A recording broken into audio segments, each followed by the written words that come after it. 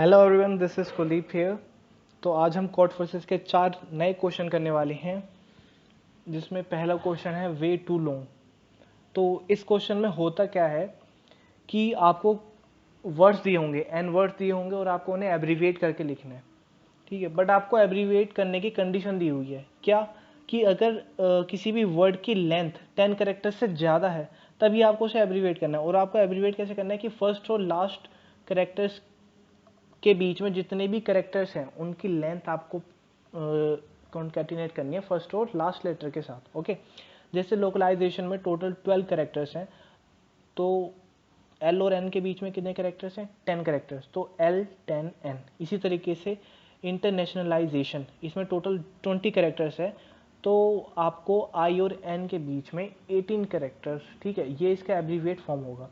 But अगर वहीं हम दूसरे एक स्ट्रिंग को देखते हैं वर्ड, इसमें टोटल कैरेक्टर्स कितने हैं?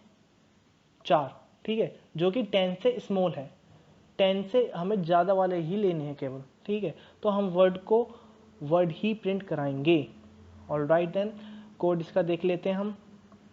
कोड में हेडर फाइल्स इंक्लूड करी और नेम स्पेस एसटीडी और मेन फंक्शन हमने स्टार्ट किया, ओके। तो अब हमें इसमें सबसे पहले 2 वेरिएबल लेने हैं, एक एन और एक स्ट्रिंग वर्ड, ठीक है। एन हमें क्या रिप्रेजेंट करेगा? एन रिप्रेजेंट करेगा नंबर्स ऑफ वर्ड, ठीक है। और वर्ड के अंदर हम स्टोर करेंगे अपना पर्टिकुलर वर्ड। ऑल राइट, तो हमने सीन इनपुट ले लिया नंबर, ठीक है। फिर हमने लूप लगाया एन जब तक 0 से बड़ा है, तो ये एन कैरेक्टर्स स्टोर कर लेगा, ठीक। तो हमने फर्स्ट वर्ड इनपुट कराया सीन वर्ड करके।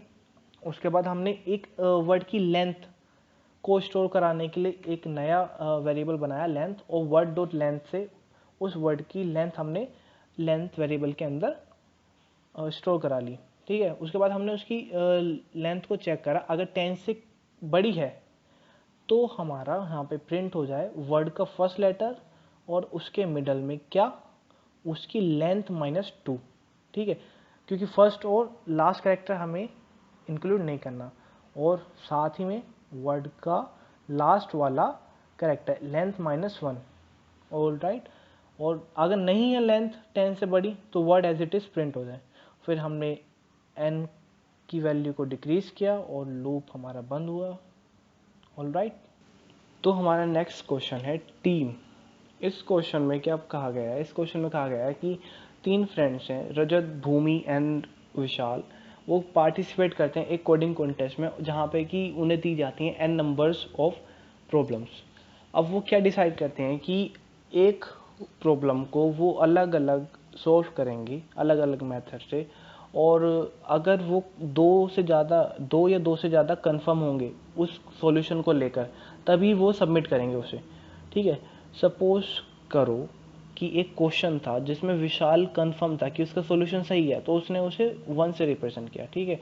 इसी तरीके से भूमि भी कंफर्म थी तो उसने भी 1 से रिप्रेजेंट किया, बट रजत नहीं था तो उसने 0 से रिप्रेजेंट किया उसे, ठीक है। तो अब यहाँ पे हम क्या देखते हैं कि 2 लोग सॉल्यूशन को लेकर कंफर्म्ड हैं कि उनका सॉल्यूशन सही है, तो अब वो इसे सॉल्यूशन को सबमिट कर देंगे। बट अगर सेकंड क्वेश्चन में यहाँ देख रहे हो कि यहाँ पे केवल भूमि ही कंफर्म है कि उसका सॉल्यूशन सही है, बट बाकी नहीं है, तो वो उसे सबमिट नहीं करने के, ओके। तो कोड पे आते हैं। कोड को देखने से पहले हम यहाँ देख लेते हैं कि इनपुट क्या लेना है। तो इनपुट में पहले आपको एक इंटीजर लेना है। इंटीजर क्या रिप्रेजेंट करेगा? Number of question, okay. फिर जो अगली n लाइन्स होंगी, उसमें आपको पर्टिकुलर लाइन में 3 इंटीजर इनपुट कराने हैं, और फर्स्ट इंटीजर इसमें रिप्रेजेंट करेगा about the confirmation of by the Vishal, कि अगर वो कंफर्म है क्वेश्चन को लेके या नहीं। तो येस 1 मतलब येस, 0 मतलब नहीं है, ओके। इसी तरीके से इसका कोड है। तो header files and number of question के लिए सीन करा लिया हमने, ओके। फिर हमने लूप लगाया क्वेश्चन को इटरेट करने के लिए, क्वेश्चन हर एक इंडिविजुअल क्वेश्चन पर जाने के लिए, और उसके बाद हमने इनपुट कराया उनका कंफर्मेशन कि विशाल, भूमि और रजत कंफर्म है क्वेश्चन को लेके या नहीं। जो वैल्यू जाएगी श्योर नाम के वेरिएबल के अंदर, जो कि एक एरे है, ओके। और अगर यहाँ पे वो कंफर्म है, ओके, अगर वो कंफर्म है तो ये जो वेरिएबल है CONF प्लस प्लस हो जाए, ठीक है। हमने यहाँ पे पहले 0 ले रखी है वैल्यू, तो अगर कंफर्मेशन 2 से ज़्यादा हो जाता है कि 2 लोग कंफर्म्ड है सॉल्यूशन को लेके, तो हमारा सॉल्यूशन प्लस प्लस हो जाए कि वो उस पर्टिकुलर सॉल्यूशन को सबमिट करेंगी। ओके ओके, फिर हमने लास्ट में जाके सॉल्यूशन प्रिंट करा दिया कि इतने नंबर ऑफ क्वेश्चन वो सबमिट करेंगी। ओके तो अगला क्वेश्चन है नेक्स्ट राउंड। इसमें क्या बोला जाता है, इसमें बोला जाता है कि आपको एक कॉन्टेस्ट में n नंबर ऑफ पार्टिसिपेंट करते हैं पार्टिसिपेट, और उनकी पोजीशन और रैंक दी जाती है। जैसे फर्स्ट पोजीशन वाले के 10 मार्क्स हैं, सेकंड वाले के 9, इसी तरीके से 9 पोजीशन वाले के 5 मार्क्स हैं और 10 के 5 मार्क्स हैं। ओके, और ये मार्क्स जो होते हैं उनके दिए जाते हैं डिक्रीजिंग ऑर्डर में। तो आपको ये बताना है कि कितने लोग नेक्स्ट राउंड में जा रहे होंगे, मतलब क्वालिफाई करेंगे ये वाला राउंड। तो आपको ये क्वालिफाई कैसे बताना पड़ेगा कि आपको एक पर्टिकुलर मार्क्स पता होने चाहिए कि अगर इस मार्क्स से ज़्यादा है नंबर या इसके इक्वल हैं तो वो नेक्स्ट राउंड में जाए, बाकी नहीं जाए, ठीक है।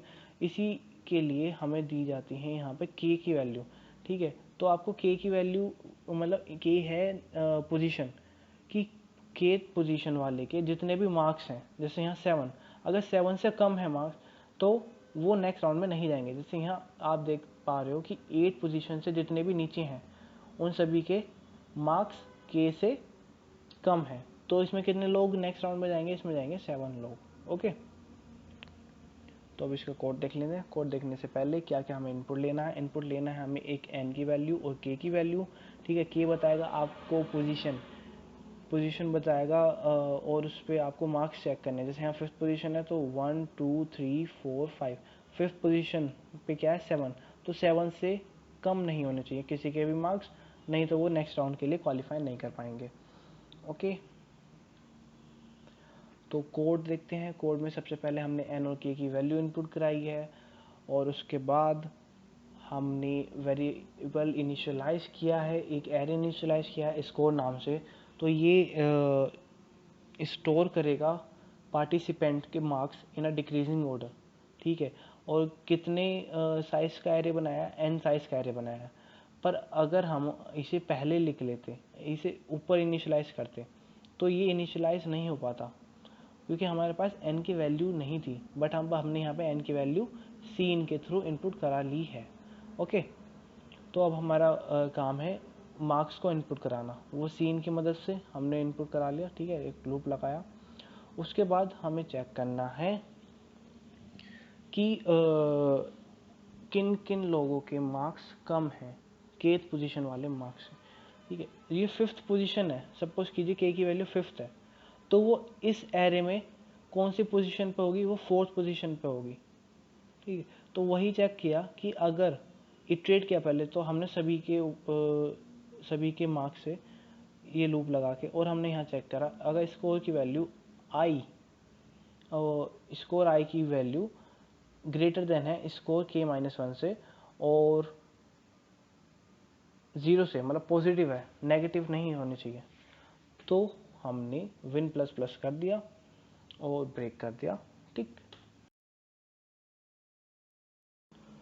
ऑल राइट, तो next question is domino piling. Okay, तो इसमें बोला जाता है कि आपके पास एक कार्डबोर्ड है जिसके अंदर m×n स्क्वायर्स हैं, ठीक है। और दूसरी तरफ आपको डोमिनोज दिए गए हैं, डोमिनो दिए गए हैं जिनकी मेजरमेंट है 2×1। ओके, तो डोमिनो कहते हैं किसी, डोमिनो कहते हैं किसी भी रेक्टेंगुलर शीट को। तो यहाँ पे 2×1 की एक रेक्टेंगुलर शीट है छोटी, और जो कि एग्जैक्टली 2 स्क्वायर्स ऑक्यूपाई करेगी इन अ कार्डबोर्ड, ठीक है। तो आपको पता करना है कि कितने डोमिनो लगेंगे एक कार्डबोर्ड के अंदर जो इसे पूरा कंप्लीटली फिल कर लेंगे। बट कंडीशन है कि डोमिनो ओवरलैप नहीं करने चाहिए, ठीक है। और एक डोमिनो एग्जैक्टली 2 स्क्वायर्स को लेगा इस कार्डबोर्ड के अंदर। इस तरीके से आपको ये फिल करने हैं। तो जब एक डोमिनो दो स्क्वायर्स को कवर कर रहा है तो m इंटू एन स्क्वायर्स को कितने डोमिनो कवर करेंगे, m into N upon 2।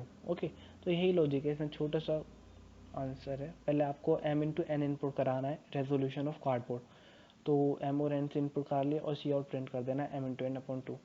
Okay, यही था बस। Thank you for watching this video.